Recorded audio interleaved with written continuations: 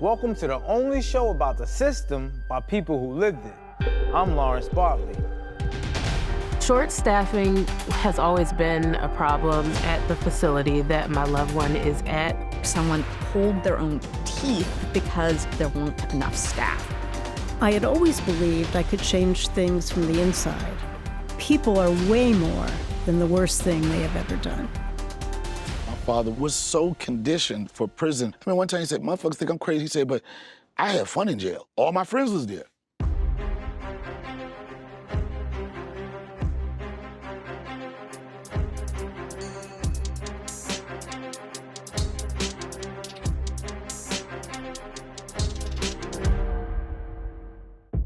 In many places, prisons are having a numbers problem.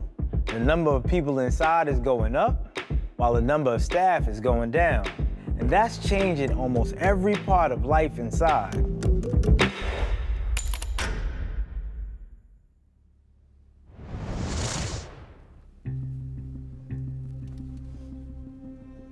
Hello. Hey. Hey, Ben. How are you? I'm all right. Yourself? I'm okay. Sounds like you're on your way up there. I am. Did you sleep okay? Yeah, Owen back there? Yeah, Owen's coming this time. Oh, that's cool. Are you excited? Always. You have 1 minute remaining. Okay. Hopefully I'll see you guys at 1, okay? Okay, babe. I love you. All right, I love you too. Thank you for using GTL. My name is Santia Nance, and I'm the fiance of Quadair Patterson, who's been incarcerated for 15 years.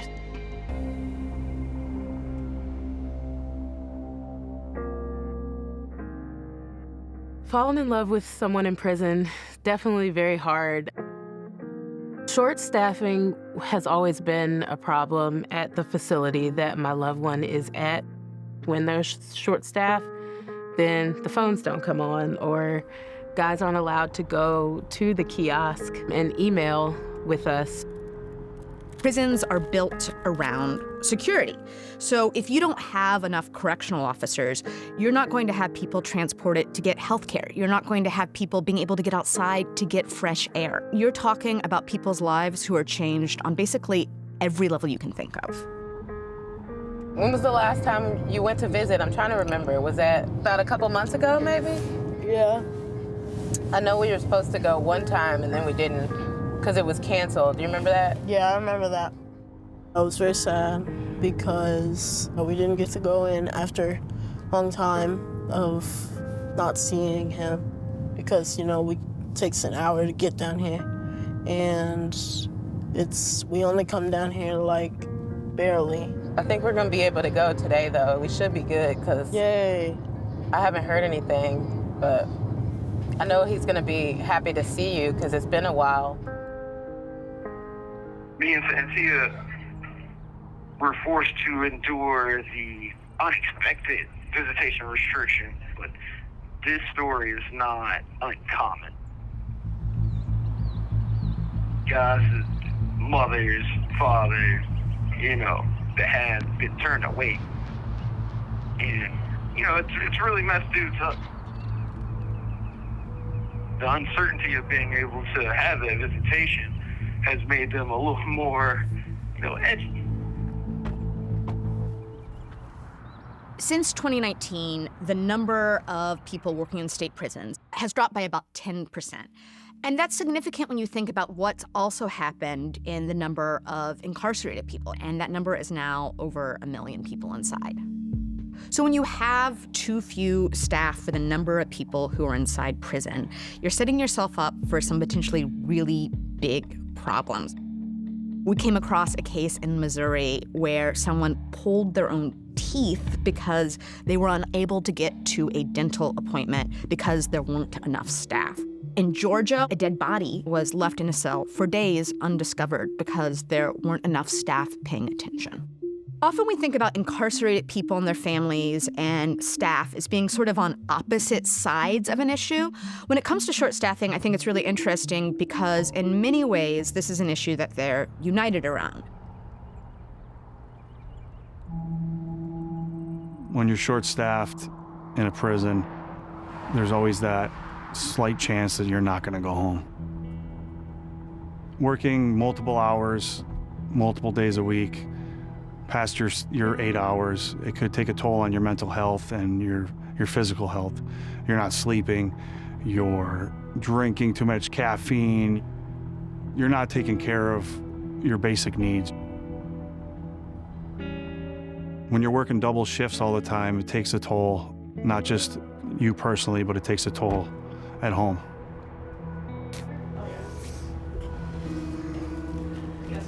Test tomorrow. What? Daddy has to curl your hair. Pictures. At times I feel like I'm missing my daughters grow up. Sometimes when you get mandated, you're saying goodnight to your family over the phone, and you won't see them for up to 36 hours, because obviously when you get home, you're just trying to get as much sleep as you possibly can. And you miss those birthdays, and I've missed dinners, I've missed plenty of events that I wish I could have been there. Why are you crying? I just need to cry for a second. Don't you cry sometimes? Come here, come with me for a minute. It's just hard because when he says he's coming home at 2:30 and then he doesn't call me until 2:50, then I automatically panic because you never know. I try not to think of it, but sometimes it's just tough. It's hard. He thinks I just brush things off, but I don't. I worry. So when you think about how this affects staff, we're not only talking about correctional officers. We're talking about the people who work around correctional officers, whether that be nurses or educators.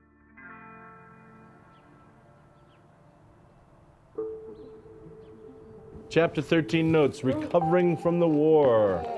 Let me get my notes out. Hold on. What's the Cold War? Russia and the U.S. Okay, the two post-World War II superpowers. They fight for other countries. Proxy wars, we call them, yes.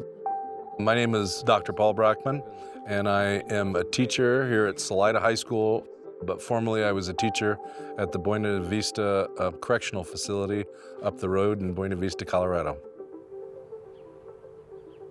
I've spent almost 30 years in education. It was the most teachable group of people that I think that I've ever worked with. Guys in a prison are people on the very bottom rung of society, and if you're willing to just reach out and lend a helping hand to them, they're so responsive.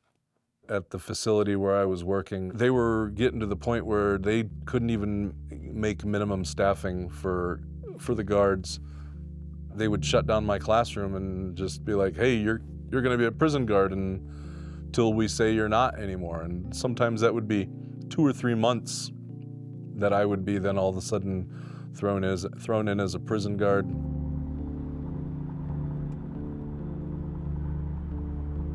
That meant just I'm all of a sudden walking tiers and doing head counts and trying to manage guys during free time and overseeing the chow hall during lunch and all that kind of stuff. I'm not a very good prison guard. I'm a terrible prison guard. I have no desire to be a prison guard, and I don't have the mental faculties to be a prison guard. You'd start shifts with 5 people short, and we're already on a skeleton crew, and then 5 people don't show up. And the worst part of it was for the guys that were in the prison, then that means like 24-hour lockdowns for them. If the prison staffing isn't at a level that allows them to be out of their cells, then they just keep them locked down all the time. I finally got frustrated enough that I just quit doing it. See you guys. Nobody's valuing education there as an important piece of these guys' rehabilitation process.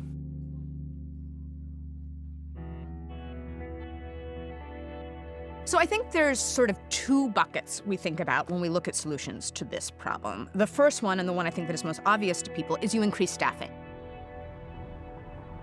If prisons want to move forward with getting more staff, they need to pay us more money, give us safer working conditions, and actually support the staff members that work in that institution.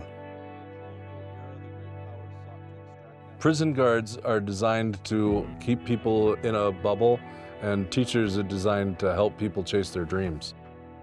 If you paid them more so that you could be more selective about who you choose, then you could choose to select people who are more empathetic and educated more in what's going on with these guys in the prison.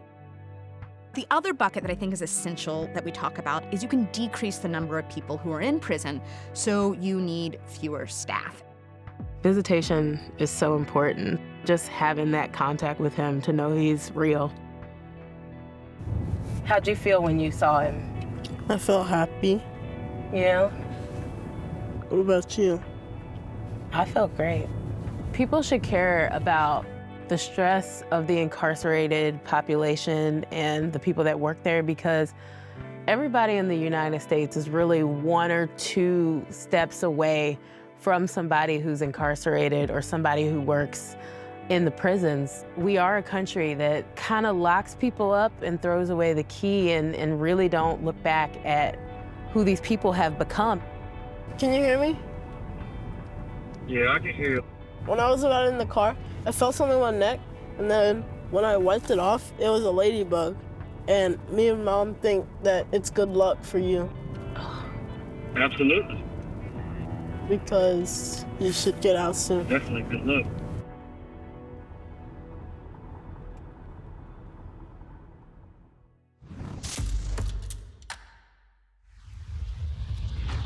Donnell Rawlings has spent almost 3 decades being all over our TVs. The Chappelle Show, The Wire, and now his own Netflix special. We caught up with him on his latest stand-up tour. I would suggest your producers to get some shorter chairs. I feel like I'm Cat Williams on the Club Shay Shay couch right now with my feet not being able to hit the ground. So whoever's responsible for these chairs that are as tall as me, you're fired, and you're fired. Do I have the ability to fire people? Can I fire people? I just did. Yeah, But I you don't can know. keep your job. I'm gonna let you keep your job. All right, cool, thanks. I appreciate that. But when did you know that you had like this funny gift to do this comedy? There was a point where I said, I want to try it. Like my whole life, I've always been the funniest guy in the room. The class clown, the military clown and everything. I was a military police officer in the Air Force, right? And I didn't make a lot of people in my family happy, especially my father, because my father was a heroin kingpin in D.C. for years. And when I told him I was going into the military, he was like, that's good for you, son. He said, what are you going to do? I said, I'm going to be a police. And my father called me a bitch-ass motherfucker right in my face. And he looked at me like, do you know what I do for a living? Being trained as a military police officer, I was waiting to be a cop in D.C., and we used to go to comedy shows. And I had no desire to do stand-up, but I just started going, and I started heckling the comedians. And I started heckling so hard that people started coming to the show to hear me roast the comedians. They said, why don't you go upstairs? Why don't you go on stage? I went on stage, and that was the first time in my life that something happened to me that I knew exactly what I was gonna be doing next. I'm not gonna be a police officer. I need to figure out a way to get fired, because if you get fired from your job, you get unemployment. If you quit, you don't get unemployment. Got fired from my job after 6 months, moved to New York. I never gave myself a plan B. Oh, you did it, man. I'm doing it. I still got a long way to go. That's right, that's right. I agree with that. But you, like you mentioned, you said you was going to be a DC police officer, but you... I would have been I gotta tell you, I would have been a crooked cop. How so? Talk about it. It was part of my bloodline. You know what I'm But saying? you was a cop in the military. Were you a But I crooked was cop the then? worst. Yes, not crooked, but I wasn't copy. I wasn't on my walkie-talkie like 904 Bravo Charlie. I wasn't doing that. I think out of 4 years in the military, I had a 0 arrest record. I never read nobody their rights. I was the worst. I wasn't like you. I was just like, man, when is this day gonna be over? Because we about to get turned up at this club later on tonight. Well, yeah, it was a means to get education Yeah, it and was stuff for like me. that. Yeah, it was the first time I traveled on a plane. The first time I met people outside of, like the community I grew up with. So it gave me some culture. I don't have any bad feelings about it at all. All right. Your dad was a hustler, and Yeah. one time he was on a run from the fuzz. Yeah. Did you have a relationship with him at all? We had a relationship, the most relationship that you could give your kid that was, you wasn't around your kid like that. I never felt any ill toward my father. He passed away like 3 years ago, late 60s. And then maybe a year before he passed, my mother was like, they're looking for your father. He was still in the streets. He was still doing The same thing. the same thing. And somebody said, why do you think he would risk that? I was like, because some people are just born hustlers. He was so conditioned for prison, it didn't scare him. You know what I mean? It never made him feel like, oh, I ain't going back. I mean, one time he said, motherfuckers think I'm crazy. He said, but I had fun in jail. He said, all my friends was there, right? That's a hard thing to resonate with anybody. You a father now. Yeah. Did your relationship with your dad influence the way you parent? 1,000%, 1,000%. And the reason why I say that, I got connected to like nature and outdoor shit in Ohio maybe 3 years ago. I went on a kayak and canoe trip, right?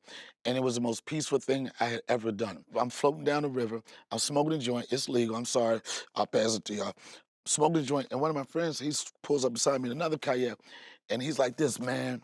White dude, he said, man. He said, I loved it. He said, man, this just makes me feel good. He said, this reminds me of crawdad fishing with my father, building ramps and stuff with my father. And when he said that, I was like, I don't have all those memories. I got on 2 handfuls of memories that I have with my dad doing stuff that I remember to this day. That's my whole focus with my son, is to create memories. And I think about the age my son is right now. If something happened to me where I had to go away, I would be fucked up. When he got locked up, then he had passed away some time after that, they sent me his property. And it was a wallet, old man wallet, right? And I went through the wallet and I pulled out a picture, and it was the picture of me in the military when a little school picture. And Wow. the reason why it fucked me up is because I'm like, that picture has been everywhere. I was 17 years old. I'm over 50 now. That picture, he took that picture everywhere he went. From one facility to the next facility, to getting out. And I was like, damn. And I was like, you know, as much as I know he was tough, I was like, he never told me he loved me. But he showed you with that picture. And I didn't need it. You know what I'm saying? My father was like, I love you. Like, I used to be like, all right. And I'd be ready to hang up and be like, he'd be like, gone. He'd be like, gone, before you get all that emotional shit. Yeah. But he was a tough. Shout out to Charles E. Greer, AKA Box. Shout out, Box. Shout it out, man. Wow. Proud of you. Love your work, man. Thank you. Salute, Can I say one man. more thing? Yes, you can. I'm rich, bitch! Is that it? We've been sharing essays about people's personal experiences with the system. This time, Carol Shapiro found out how trying to make a difference can change how you see the system altogether.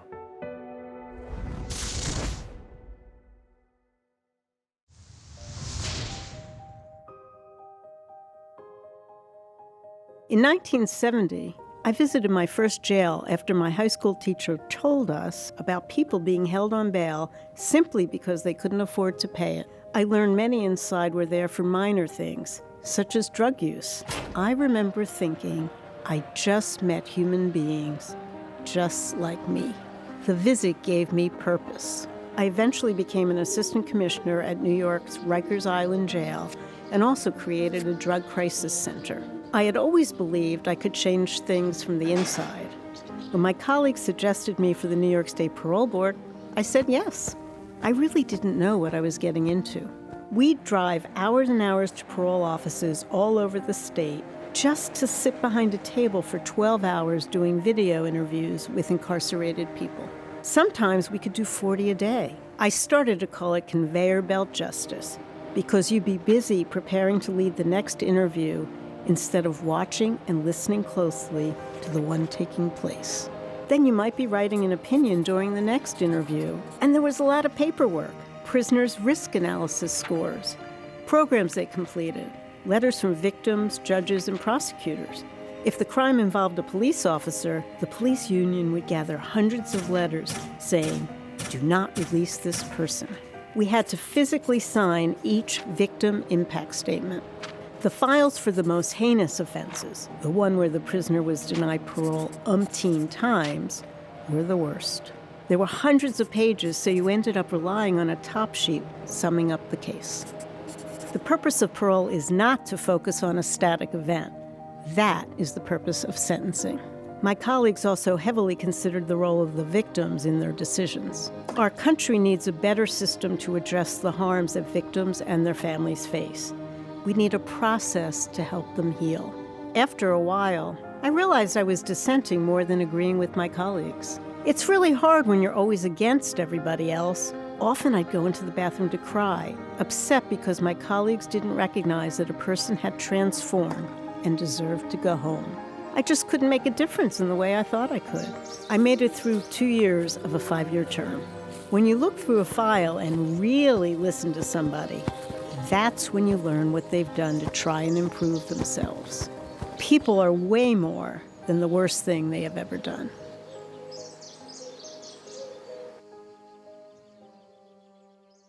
Last year, I went to visit a prison in Texas as part of my work with Inside Story. One of the first things I saw was a sign saying, "Corrections staff needed." A prison struggling to hire staff might sound like something incarcerated people would celebrate. What's for them not to like, right? But an officer shortage can make life a lot worse for everybody. Without enough staff around, activities get canceled, free time is cut down, and incarcerated people spend more time locked in their cells. At that prison in Texas, I met a man who said that because of the staff shortage, he hadn't been outdoors in years. As our group prepared to go for a tour through the yard, I asked the captain if that man could come with us. With a heavy heart, I took great pleasure in watching him stand outside that day and look up at the sun in appreciation. Thanks for watching.